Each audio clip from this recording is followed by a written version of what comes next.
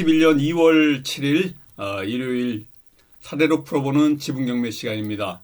지분경매 해결하는 두 기둥이에요. 가장 중요한 두 가지 요소인데 하나가 소송이고 또 하나가 협상입니다.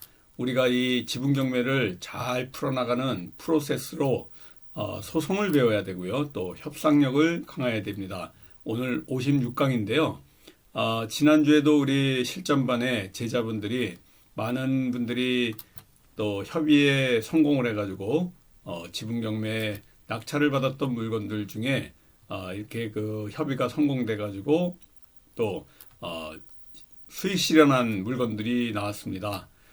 매주 수익 실현한 물건들이 나오는데요. 전부 다 공통적으로 그 물건들을 풀어나가는 프로세스가 소송, 먼저 협상을 해서 협상에서 깨지게 되면 바로 이제 소송에 돌입하게 되는데요. 그 소송 중에 또 협상을 해서 이렇게 수익 실현하는 과정들을 실전반에서는 실제 소송 사례라든가 협상 사례 또 상대방과 대화하는 내용을 녹음해 가지고요. 그 같이 디스커션하면서 그때 우리가 어떻게 또 그 상황에서 대처해 나가야 되는지에 관련된 이런 것들을 가르쳐 드리고 있습니다. 국내에서 유일하게 지분경매만 전문적으로 하는 학원입니다. 사례로 풀어보는 이 지분경매, 경매 내용 중에는 가장 알차고 또 작은 금액으로 언제든지 수익을 낼 수 있는 아주 적절하고 이 임팩트 있는 투자법입니다. 지난 55강까지는 전자소송으로 공유물 분할 청구 소송하고 부동산 처분금지 가처분 신청하는 방법에 대해서 말씀드렸는데요. 오늘 56강은 전자소송으로 부동산 가압류 신청하는 방법에 대해서 말씀을 드리려고 합니다. 부동산 가압류 하면은 금전에 관해서 묶어놓는 보전처분인데요. 이 보전처분 이후에 본안소송이 부당이득금 반환 청구 소송이고요. 부동산 처분금지 가처분의 보전소송이 공유물 분할 청구 소송입니다. 그래서 우리 지분경매에서는 소송이라는 무기로 가지고 누구나 이 특수 물건에서 또 수익을 낼 수 있는 방법을 배우게 됩니다. 소송 그러면 어려워하시는 분들이 굉장히 많은데요. 지금은 전자소송뿐만 아니라 또 인지라든가 또 송달료 계산하는 법, 소송 가액 계산하는 법에 대해서 아주 소송 계산하는 자동 계산기를 통해 가지고 계산하는 방법들을 알려주기 때문에 누구나 컴퓨터에 익숙하지 않으신 분들도요 바로 전자소송도 배우시고 또 소송의 인지값이라든가 또 송달료를 계산하는 방법에 대해서 숙지하실 수가 있습니다. 우리가 이 지분경매를 해결하는 데 있어서 가장 중요한 프로세스 중 하나가 조금 전에 말씀드린 소송과 또 협상이라는 걸 말씀드립니다. 가압류, 금전에 관련된 보전조치다. 보전조치 신청 사건입니다. 그러니까 본안소송 하기 전에 소송을 진행하기 앞서서 타공유자 지분 부동산 가압류에 이 부동산에 등기부등본에 가압류를 올려가지고 상대방이 재산권 행사하는데 물론 이게 이제 압박 수단이 됩니다. 그래서 부동산 가압류를 올려놓고 시작하는 경우가 굉장히 많으니까요. 이 가처분과 가압류의 이 차이점을 정확히 하셔야 돼요. 금전에 관련돼서 묶어놓으려고 그러면 가압류입니다. 또 어떤 권리에 대해서 묶어놓는 게 가처분이니까 이렇게 보전처분 두 가지가 있습니다. 이 두 가지에 대해서 여러분들이 충분히 숙지하시고요. 그리고 부동산 가압류는 부당이득금 반환 청구 소송하고 한 세트고요. 부동산 처분금지 가처분은 공유물 분할 소송하고 한 세트다라는 거를 머리에다가 숙지를 하시고 공부해 나가시기 바라겠습니다. 채권자, 채무자라고 부릅니다. 보전처분은 이 자리가 원래 본안소송하게 되면 원고 자리고요. 이 채무자 자리가 피고 자리가 되겠죠. 그래서 인지하고 송달료를 계산하는데 이 인지하고 송달료. 근데 여기 보시면은 증지라는 게 있습니다. 증지는 부동산 등기부등본에 이런 가압류가 올라가죠. 가처분이 올라가게 됩니다. 그러면 이 등기소에 이 서비스 요금을 내는 거가 증지고요. 여기 보이시는 인지는 법원의 서비스 요금이다. 그래서 인지하고 증지는 완전히 차이가 있습니다. 증지와 인지를 헷갈리시면 안 되고요. 인지는 법원의 이 서비스 요금이고 증지는 등기소의 서비스 요금이라는 걸 아셔야 될 것 같고요. 그게 아까 겉장이고 이제 첫 페이지입니다. 채권자, 채무자, 이름, 법인인 경우에 대표이사 이름까지 다 적고 연락처, 주소까지 적어야 됩니다. 그리고 청구 채권의 표시와 가압류할 부동산 표시 별지 목록에다가 복잡하니까 별지 다른 종이에다가 한다 이 얘기입니다.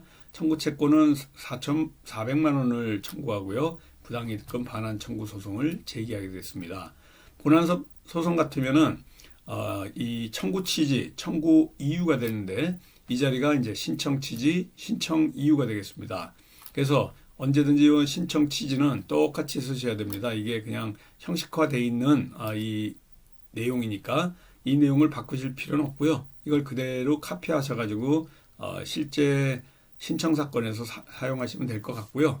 채권자가 채무자에 대해 가지고 있는 위채권의 집행 보전을 위해 채무자 소유의 별지 목록 기재 부동산을 가압류한다라는 재판을 구합니다라고 똑같이 쓰시면 되고요. 신청 이유는 그 당시에 우리가 낙찰받은 물건의 그 행태 또 진행 과정 등을 여과 없이 그냥 써주시면 됩니다. 당사자의 지위, 채권자는 여기 부동산 경매로 낙찰받았다. 그리고 잔금을 납부한 진정한 소유자다. 부당이득금이 발생한 경위를 쓰는 건데 먼저 피고 겸 전체 부동산 점유자 소유자 원고로부터 어떠한 사용 승인이나 동의 없이 또한 정당한 권한 없이 3분의 2 지분만큼을 현재까지 무단으로 사용하고 있으며 원고의 몇 차례 명도 및 임료 청구 요구에도 불성실한 대응으로 진정한 명도와 또 임료 지급 의사가 보이지 않고 있는 바 원고는 이 사건 법률상 피고가 정당한 권한 없이 점유 부동산을 점유 사용하고 있다는 이러한 내용을 갖고요. 부당이득금 임차료 상당의 부당이득금 한 점의 이유로 부당이득 반환을 청구하는 것이며 그 금액은 이 사건의 부동산을 피고가 정당한 권한 없이 점유한 시점을 기준으로 해서 청구하는 바 피고는 원고에게 월 얼마에 이런 그 33만 원의 부당이득을 반환할 의무가 있다 한다. 또한 부당이득 기준은 임차료 기준으로 여러분들이 이 좀 헷갈리시는 부분이 있는데요. 임차료 그러니까 임차료라는 거는 전세금 얘기하는 겁니다. 이 시세를 조사해 가지고 평균을 내 가지고 하시면 될 것 같아요. 그리고 보존의 필요성을 꼭 명시하셔야 됩니다. 이 보존의 필요성을 명시하지 않으면요, 이 가처분은 기각됩니다. 그러니까 보존의 필요성 여기대로 그대로 쓰시면 될 것 같아요. 이 내용이 거의 가압류 사건에서 인용받은 내용이니까 여러분 따로 생각하지 마시고요. 이렇게 써주시면 될 것 같습니다. 채무자는 이권 대상 부동산을 타의 처분, 다른 사람한테 처분한다는 소문이 있는 바 채권자로서 채무자가 의도적으로 이권 부동산을 타인에게 처분한다면 후일 본안소송은 이제 부당이득금 반환 청구 소송이라고 제가 말씀을 드렸습니다. 집행을 하지 못하는 수가 있는 바 이전 보존 조치를 해놓아야 할 필요성이 시급합니다.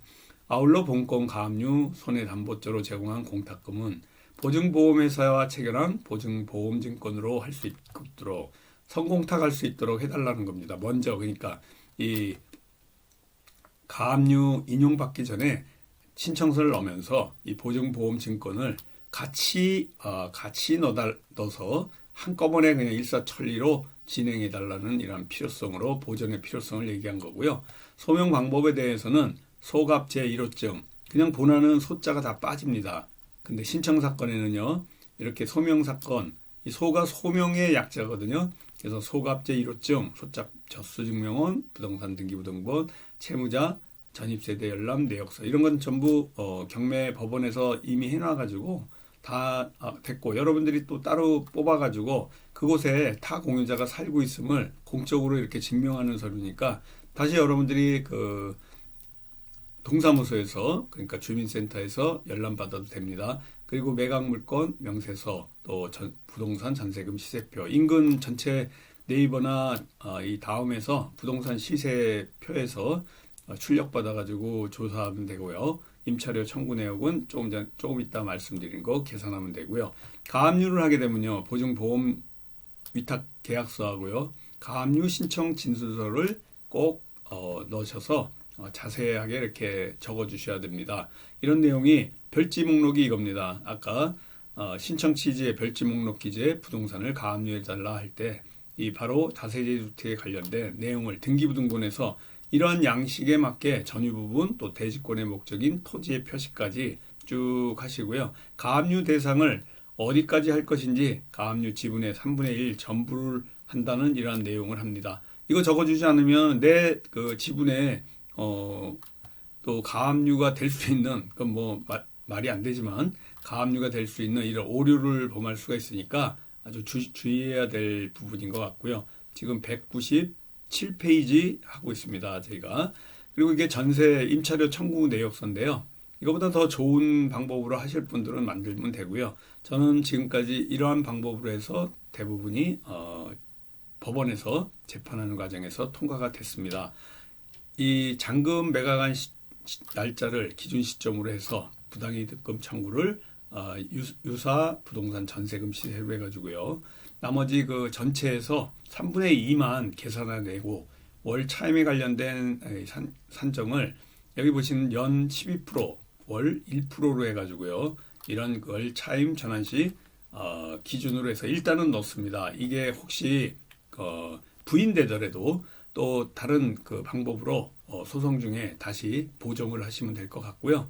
여기에 그 0.2% 해가지고 1년치 청구분을 민법에서 나와 있습니다. 민법에서 지금까지의 청구분 플러스 앞으로 미도래한 1년치 청구분을 플러스 해가지고 넣어주시면 될 것 같고요.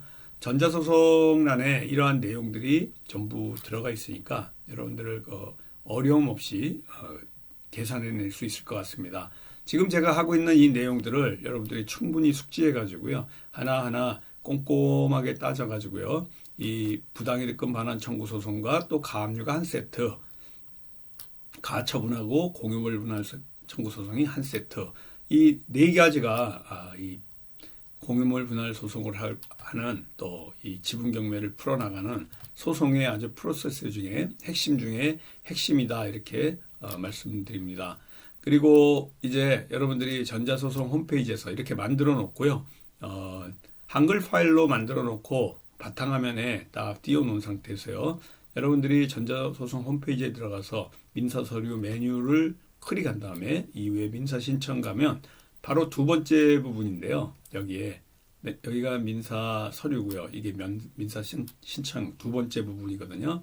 이 민사신청 두 번째 부분 찾아가지고 클릭한 다음에 그 다음에 밑에 가압류 신청란이 나옵니다. 이 가압류 신청란이 바로 여기 나오는데요. 그 옆이 민사 가처분 신청서입니다. 그래서 우리가 가압류할 땐 여기, 가처분할 땐 여기를 꾹 눌러주시게 되면은 다음번에 또 소송 진행할 때도 이 순서, 노트에 순서 기록해 놓으면요.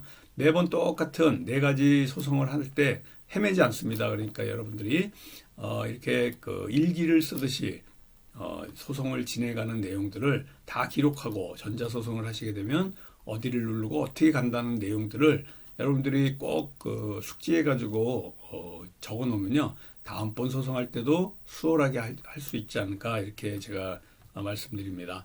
중간에 본안 사건을 진행 안 할 땐 체크하고 그대로 진행하면 되고요. 부당이득금 반환 청구소가 본안 소송입니다. 아직 소송을 제기하지 않고 진행하면은 이게 이제 체크하는 난이 있는데요. 그 난에 체크하면서 나가시면 될 것 같고요. 부당이득금 반환 청구 소송이 진행되면 본안 사건 당사자 이름을 이 칸에다가 이렇게 적어댑니다. 그 다음에 사건을 넣어놓고 동의한 다음에 당사자 작성이라는 곳에 또 체크를 해서 바로 그 사건명 우리가 진행하는 부동산 가압류 부동산 체크하면 부동산 가압류가 자동으로 나타나는데요. 여기 보시는 것 같이 바로 사건명, 청구금액, 또 피보정 권리까지 일사천리로 쭉 쓸 수 있는 전자소송란에 들어오게 됩니다. 그래서 진행한 그 청구금액은 우리가 이 아까 말씀드린 임차료 상당의 부당이득을 계산한 다음에 그 계산 부당이득금이고 향후 받을 수 있는 1년치 부당이득금을 임차료 청구서 내역 참고해가지고 넣고 나서요. 그리고 나서 법원에 잔금 납부한 날짜부터 계산해가지고 내가 행사할 수 있는 권리금액을 적게 됩니다. 부동산 가압류는 제출법원이 가압류할 대상 부동산 소재지 법원도 되고 또 관할 법원 찾기를 통해서 해도 됩니다.